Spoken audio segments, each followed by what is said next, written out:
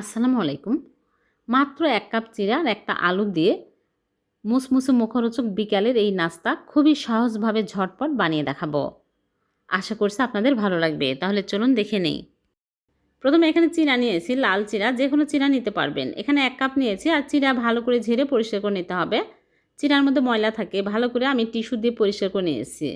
এখন এর মধ্যে দিয়ে দিচ্ছি ডিম। এখানে একটা বড় সাইজের ডিম ভেঙে নিচ্ছি। আপনারা চাইলে ২টা ডিমও দিতে পারবেন, তবে ১ কাপ চিড়ার সাথে একটা ডিমই যথেষ্ট।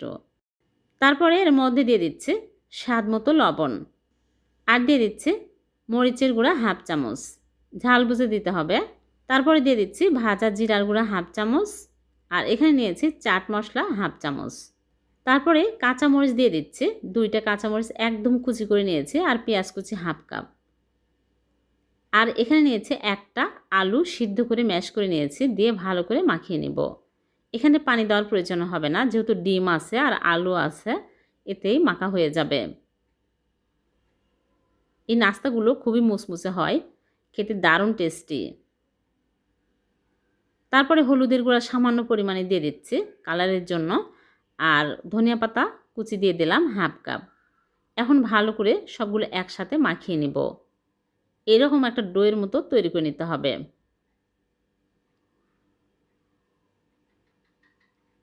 তারপর এগুলো আমি ভেজে নেব। এজন্য আগে থেকেই চুলায় একটা প্যান বসে তেল দিয়ে তেল হাই হিটে গরম করে নিয়েছি। এখন এরকম করে অল্প অল্প করে নিয়ে এরকম করে চপের মতো বানিয়ে নিতে হবে। তারপরে তেলের মধ্যে দিতে হবে।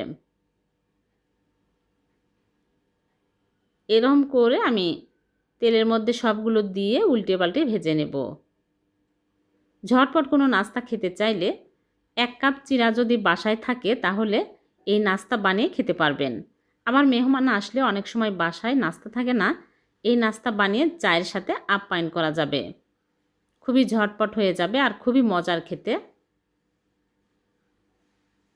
এখন উল্টে পাল্টে একটু সময় নিয়ে ভালো করে ভেজে নেব। মিডিয়াম আঁচে রেখে উল্টে পাল্টে ভেজে নিতে হবে, তাহলে মুচমুচে হবে, খেতে ভালো লাগবে। খুবই সহজ এই নাস্তা, আর যখন এরকম কালার হবে তখনই তুলে নিচ্ছে। খুবই সহজ, খুবই কম সময়ে এই মজার নাস্তা তৈরি হয়ে গেল। সবগুলো ভেজে তুলে পরিবেশন করে নেব। দেখলেন তো কত সহজ হয়ে গেল। মাত্র 1 কাপ চিড়া আর একটা ডিম দিয়ে এই মজাদার মুচমুচে মুখরোচক নাস্তা কতটা মুচমুচে হয়েছে দেখেই বোঝা যাচ্ছে। ভিডিওটি যদি ভালো লেগে থাকে লাইক কমেন্ট শেয়ার করে দিবেন। আপনাদের একটা লাইক কমেন্ট আমাকে অনুপ্রাণিত করে। আবারও দেখা হবে এরকম নতুন কোনো রেসিপিতে। সে পর্যন্ত ভালো থাকবেন। আল্লাহ হাফেজ।